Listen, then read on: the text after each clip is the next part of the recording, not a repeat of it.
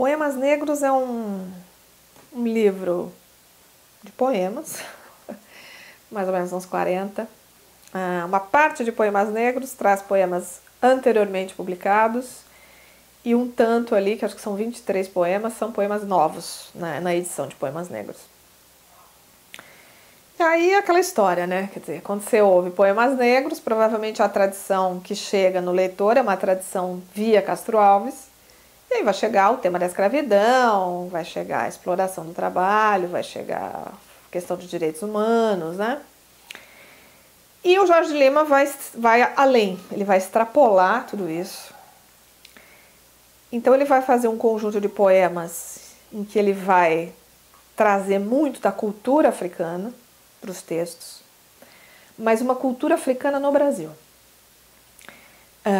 E é curioso porque assim, um universo muito forte desses poemas é o candomblé e a Umbanda. Então o Exu, o Oxalá, a Iemanjá são grandes temas desses poemas, né? Vão ser protagonistas, se a gente pode dizer isso para poema, né? Porque enfim, é lírica, é poesia, mas eles vão ser figuras centrais desses poemas. É quase assim, quando a gente pensa, por exemplo, em algumas obras de literatura indígena,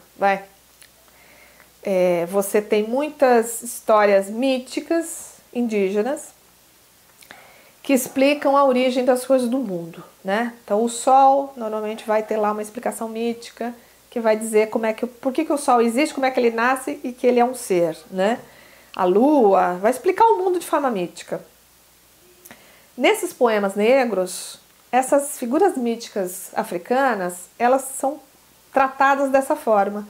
Então, assim, como é que é a questão do Exu, como é que é a questão da Iemanjá, dessa figura mítica, um pouco dessa construção e significação.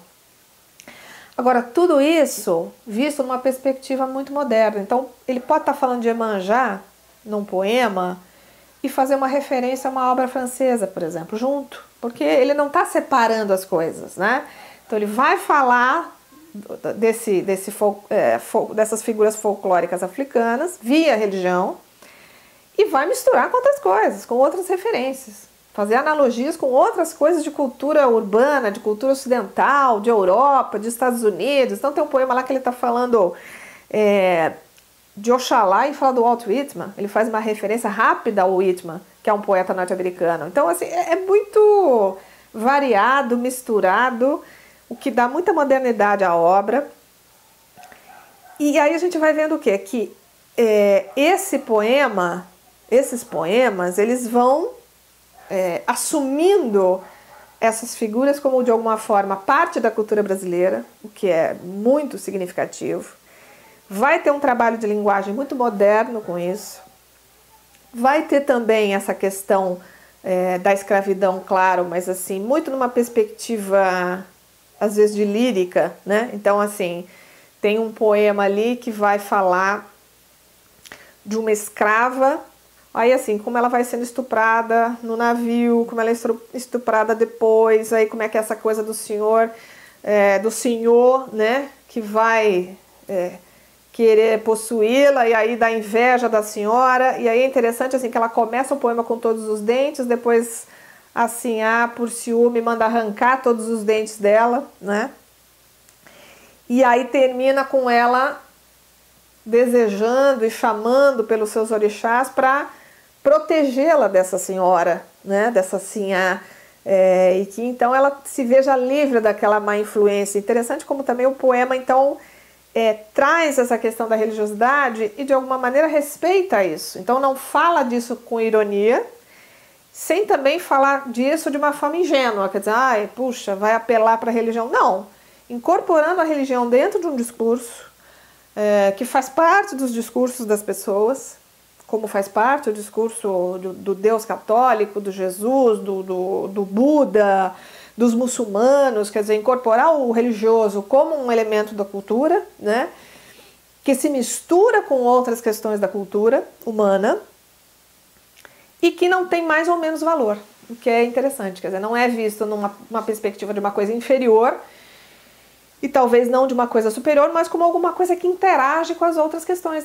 da cultura. Então, assim, tem a questão da violência, tem a questão da religião, tem a questão da sexualidade, tem a questão do físico, né, muito representada pelos dentes aí, e que estão todas ali vibrando dentro do poema, e, portanto, não tem um olhar apiedador, o que é interessante de a gente ler como a gente lê no Castro Alves, que é um olhar mais de piedade, de pena, não é isso. Quer dizer, é um olhar com luta de forças.